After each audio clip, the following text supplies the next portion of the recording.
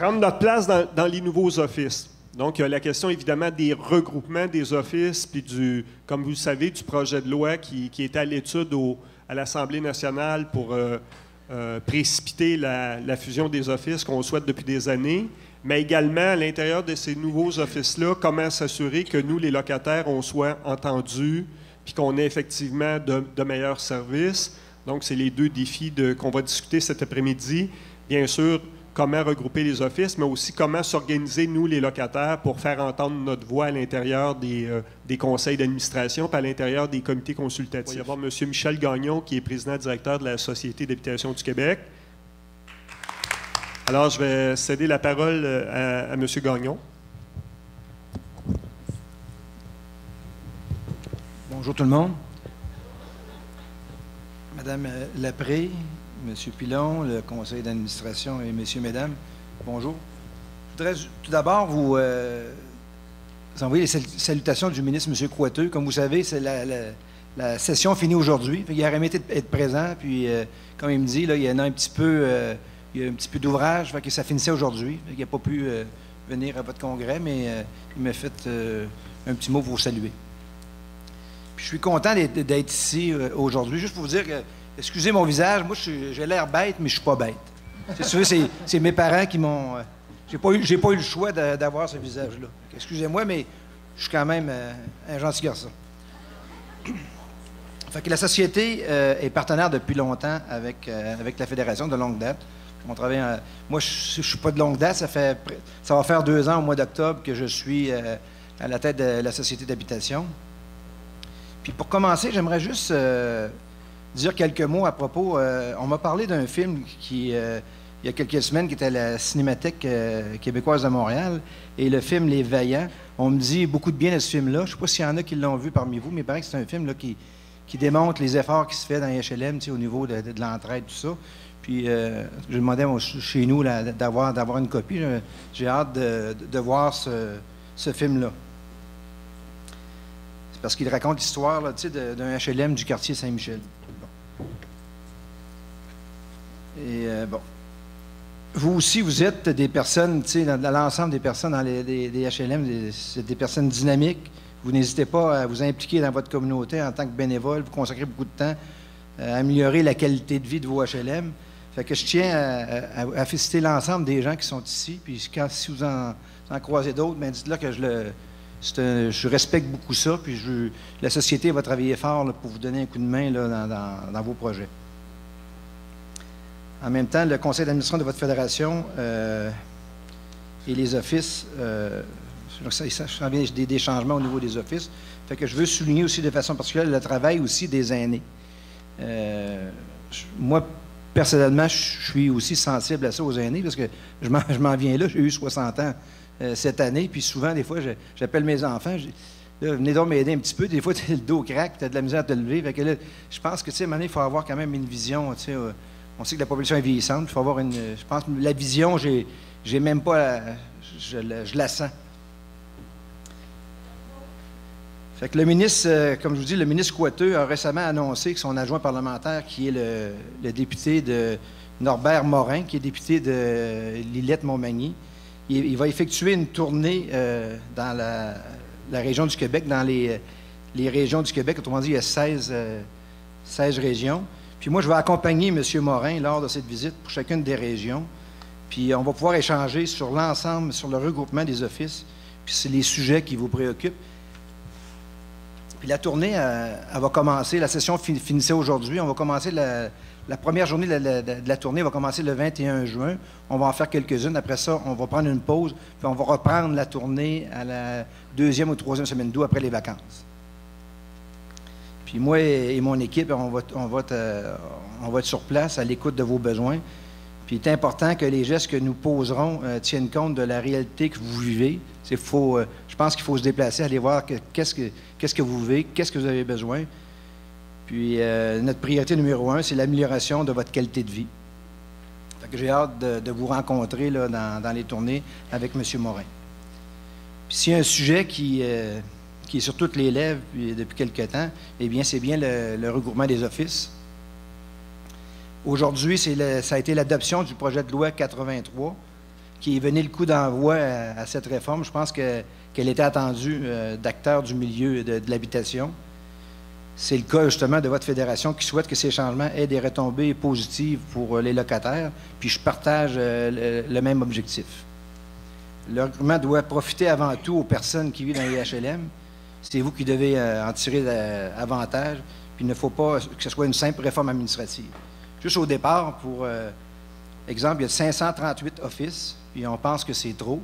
Juste à titre d'exemple, dans une région, exemple, si on prend Chaudière-Appalaches, vous avez 85 offices d'habitation pour 2700 portes. Fait que ça fait de la structure pour, autrement dit, donner des services. Bon, puis, tu sais, on vieillit tout, à un moment donné, on a besoin de plus de services. Fait que je pense qu'il faut donner de la force, autrement dit, aux offices, les regrouper pour qu'il y ait des services à temps plein qui peuvent aider, là, puis c'est plus proche des besoins de la population. On sait que le thème de votre congrès, c'est prendre notre place dans les nouveaux offices, comme disait M. Pilon. Bon, démontre l'intérêt, en tout cas de nous autres, de la SHQ, afin que ces nouveaux offices répondent vraiment à vos besoins. Puis nous allons faire ça ensemble. Ils devront être en mesure de vous donner les meilleurs services. Ils devront aussi être mieux outillés pour les personnes en attente de logement à loyer modique. Parce qu'on sait que des petits offices à 4 heures semaine, à 8 heures semaine, ne donnent pas le service que c'est l'État à temps plein. Juste à titre d'exemple, justement, M. Lorrain, Deux-Montagnes, la création, par exemple, en 2013 de l'Office de Lac-Deux-Montagnes, ça a été un bel exemple. Pour ceux qui connaissent le coin, c'est dans le coin de la Naudière. On a regroupé 6 offices d'habitation et ça a pu permettre de mettre en place un guichet unique de demande de logement pour l'ensemble des MRC. De plus, un service d'urgence par téléphone est maintenant disponible 24 heures sur 24. Fait que c'est intéressant d'être capable de rejoindre, autrement dit, si on a une problématique, peu importe la problématique, 24 sur 24 que 4 heures semaine. Comme on le sait, la loi, autrement dit, là, a été adoptée aujourd'hui, mais c'est pour décréter des offices en 2017. Fait que ce regroupement-là, pour l'année qui s'en vient, ce regroupement est volontaire. C'est volontaire, autrement dit, pour l'année. Puis après ça, le ministre du gouvernement aura, autrement dit, la marge de manœuvre pour décréter ceux qui ne sont pas conformés ou qui ne sont pas fusionnés. Fait que quels sont les nouveaux services qui devraient vous être offerts?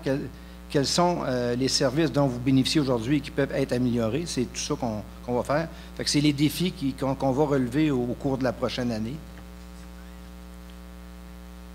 Puis je profite d'ailleurs de l'occasion pour vous informer que la Société d'habitation du Québec et votre fédération ont uni leurs efforts avec d'autres partenaires pour préparer un guide qui va aider les offices à vous offrir des meilleurs services. Ce guide d'accompagnement-là, il va établir les paramètres des futurs regroupements et il sera un peu comme un mode d'emploi.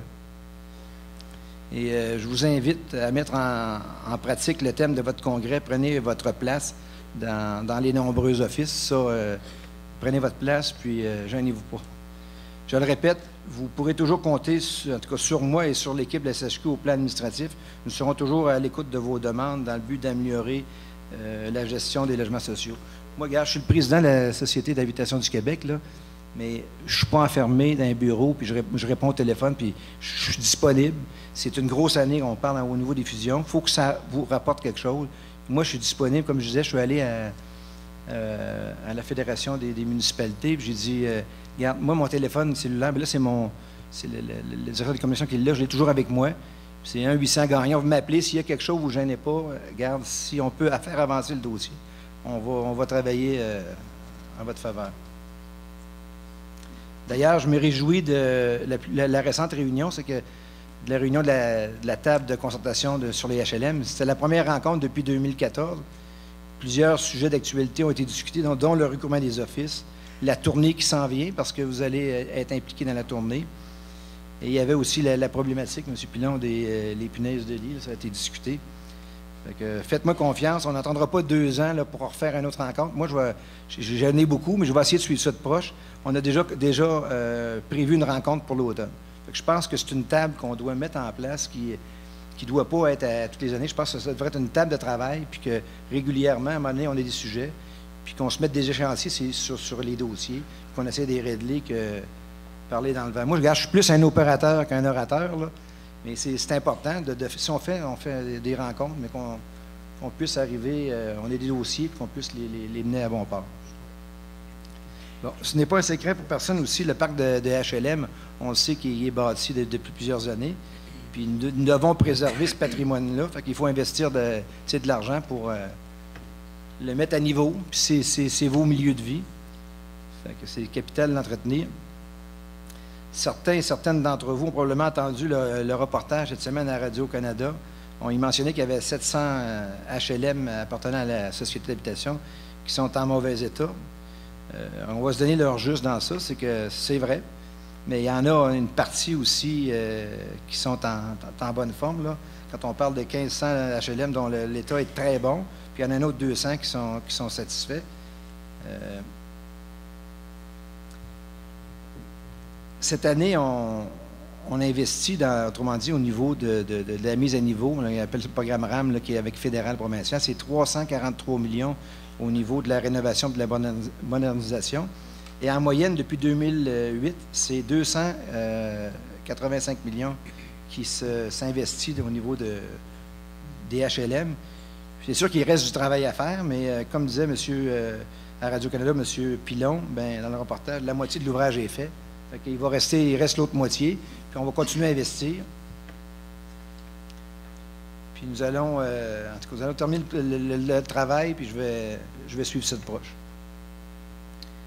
C'est sûr, c'est essentiel de faire ces investissements-là, c'est vos milieux de vie, et qui permettent surtout d'améliorer votre qualité de vie. Il faut tenir ça en bonne shape.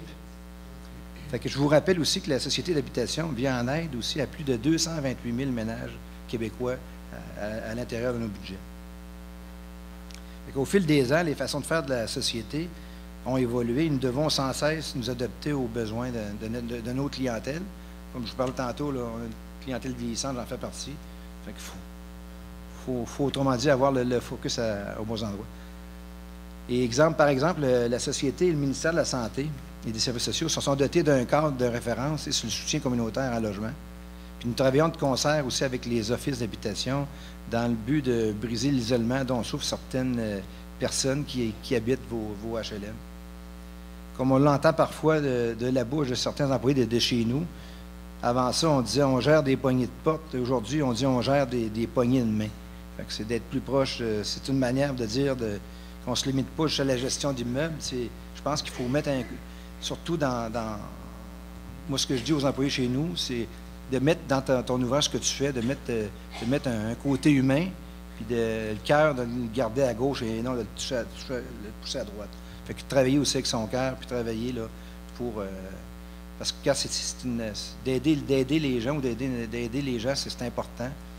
Puis je pense que les gens chez nous, ils ont à cœur d'aider aussi d'aider que le parc de HLM soit...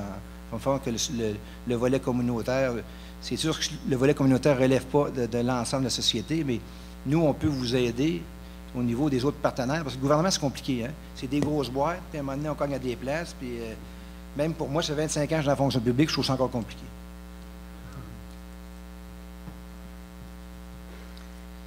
Bon, si on parle, c'est parfois étonnant de voir l'originalité des projets qui sont mis de l'avant dans le soutien communautaire.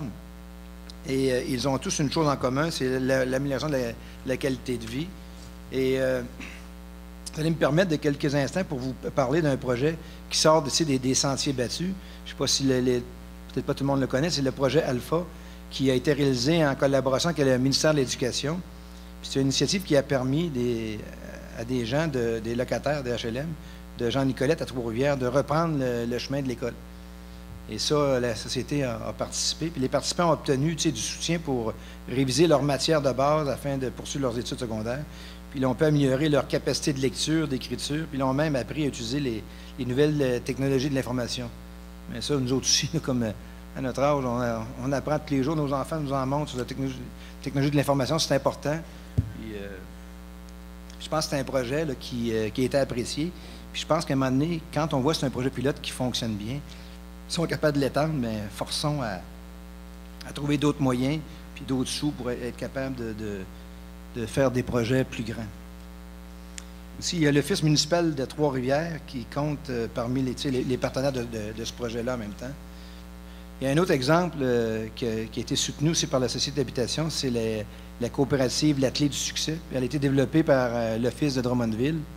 Puis la coop fournit des emplois aux locataires de HLM pour réaliser des menus travaux extérieurs et intérieurs auprès des personnes aînées.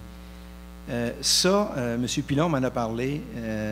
Je pense que c'est un projet que j'aimerais qu'on mette sur la table, sur la table de travail. Je sais que c'est avec les offices, il y a une complexité, des fois les syndicats, les contrats, mais M. Pilon m'a demandé à un moment donné, on pourrait-tu étendre ça, tu sais, que les gens s'impliquent, puis qu'ils pourraient même être payés à travailler, à entretenir leur HLM. Puis je pense qu'il faut regarder cette avenue-là. Tu sais, il y a toujours, si on ne fait rien, il ne se passera rien, mais je pense qu'on devrait mettre le dossier là, sur le dessus de la pile, puis travailler pour trouver les moyens, puis peut-être adoucir les syndicats, nous donner un petit coup de main dans ça. Fait qu'on va appuyer ce genre d'initiative-là. Il ne faut pas oublier aussi la mise sur place de l'initiative de développement durable, d'entraide, de mobilisation, là, c'est qui a consacré là, 300 000 $ l'an dernier, puis il y a eu près d'une cinquantaine de projets de fêtes dans les HLM. Un autre point important que je voudrais parler, dans son budget de mars dernier, le gouvernement fédéral a annoncé des investissements dans le logement social pour les 2 prochaines années. Il a aussi fait part de son intention d'élaborer une stratégie là, en matière de logement social. Puis quand on parle de sous pour les 2 prochaines années là, au Québec, c'est des budgets supplémentaires qui viennent au Québec de l'ordre de 350 millions là, pour les 2 prochaines années. Fait que c'est quand même important. Puis il y a une partie de ça qui va être investie là, dans votre milieu. Je sais que vous avez des attentes à cet égard-là, puis on va suivre ça de proche. Puis je pense que ces budgets-là vont bénéficier là, à votre parc. Il y a eu une première rencontre avec le gouvernement fédéral et les représentants des provinces qui a eu lieu le mois passé. J'étais présent. Il y a aussi une autre rencontre qui est prévue fin juin, puis j'y assisterai. C'est qu'en fin de compte, il faut...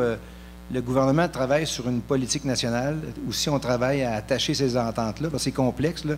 Chaque province ne fonctionne pas de la même façon.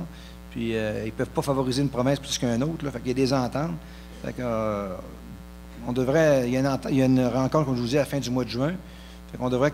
Les ententes devraient être signées là, d'ici 30 à 40 jours. Fait qu'on va bénéficier des sous par la suite. Fait que la société, on entend poursuivre nos représentations parce que nous, on fait affaire avec la Société canadienne d'hypothèque et de logement au sujet du financement et surtout des fins des ententes. Là. Mais le gouvernement a une ouverture pour regarder tout ce volet-là. Là. C'est un nouveau gouvernement, puis la dynamique est vraiment différente. Fait que soyez assurés qu'on suit ça de proche. Et moi, le plus de sous puis de services qu'on peut vous rendre, on va le faire. Moi, je ne fais pas de miracle, là, mais je vais travailler avec votre organisation pour essayer de... Autrement dit, quand on a une opportunité, on a des sous, mais les mettre aux bons endroits, puis qu'ils profitent aux bonnes personnes, puis que ça ne soit pas juste décidé d'un bureau au 23e étage. C'est vos besoins. Moi, je n'ai pas inventé chez nous des besoins. C'est de vos besoins, vous autres, puis voir comment on peut arrimer ça ensemble. Puis, c'est sûr, c'est de l'argent public. Il y a des règles, mais... le gros bon sens, ça a toujours existé. Moi, mes parents m'ont élevé avec le gros bon sens. Puis quand je pense avec ça, c'est la clé du succès. Fait que je vous souhaite un excellent congrès. Je ne sais pas s'il va y avoir peut-être une période de questions, s'il y en a qui ont par la suite, s'ils ont des questions. Mais l'enjeu, c'est dans la prochaine année, c'est la fusion des offices d'habitation. Puis, comme je vous dis, on consulte. On ne veut pas faire autrement dit, là, mettre ça dans la gorge des gens. On va écouter c'est quoi les besoins exacts, puis on va demander là, que ça se fasse en harmonie. Mais je pense que la fusion des offices d'habitation, ça va être juste bénéfique pour l'ensemble de l'habitation sociale et communautaire au Québec. Merci.